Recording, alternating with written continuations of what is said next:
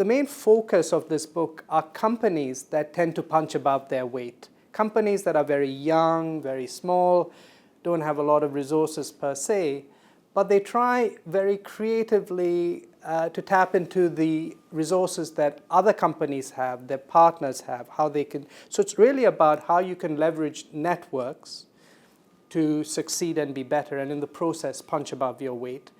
But also, because this book is essentially about how small young companies partner with large multinational companies and go international in the process, it's also in a way a bit about how globalization can be a good thing.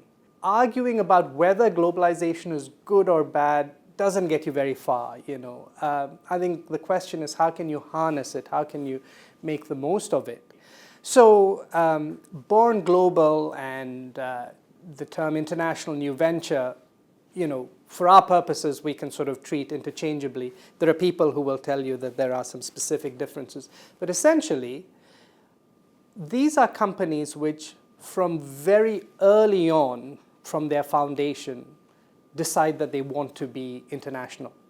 And this is very different from the traditional way in which companies tended to go international, which is to first establish themselves locally, become big and successful, and use those resources to go abroad.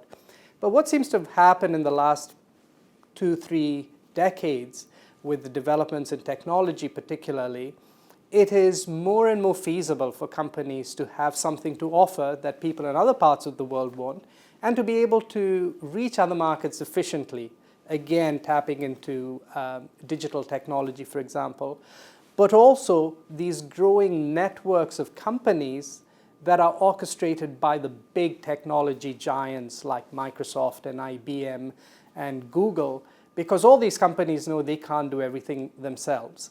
They need partners in different parts of the world. Some of these partners help to deliver their products and services. Some of these partners develop complementary goods and services, things that go along with what these other big companies produce. And because these small companies often have a lot of innovation and creativity, they're able to come up with something that other companies might have a use for, or other customers might have a use for. And actually, in India and China, you find this as well. Often, in certain industries, actually, entrepreneurs find it more worthwhile to cater to customers overseas because it's more lucrative. So, you know, for the past 4 years, I lived in Zhejiang province of China, where many entrepreneurs produce goods really for the foreign markets. So, for example, there's this little city called Wenzhou, which is very famous in China for being highly entrepreneurial. And you will meet several entrepreneurs who, for example, make boots for the Russian market, for the German market, for the Middle Eastern markets, and so on. But the other thing is, at the end of the day, business is done by and with people. So the other thing that I find that entrepreneurs are able to tap into greatly are networks of other people. And sometimes, just by the sheer accident of history, there are these diasporas, you know, people who originate from another country or have ancestors from one part of the world and now who live elsewhere. There are many overseas Chinese, and entrepreneurs in China are very often able to tap into their kinfolk in other parts of the world. This can help them to, at the very least, get a foothold in other markets. And so this enables them to act very quickly in terms of internationalization, provided, of course, they have something that other markets will be interested in. When entrepreneurs think of their resources, not merely in terms of what they themselves possess, but what they can access through their networks, then very often they're able to think big and come up with strategies for doing things which are highly resourceful. And again, networks come into play a great deal. So this is where having a diaspora network can make a big difference, because you then don't invest as much time, effort, and capital to, for example, find partners to establish a presence in another market. You might well work through partners who are able to, at least in the initial phase, absorb some of the cost and effort of doing these internationalization activities and help you make a start. There's a different challenge, though, when you start working with ties in your diaspora, I have found in my research, and that is what helps you get started in terms of your network relationships may not always be the network relationships that help you grow further later on.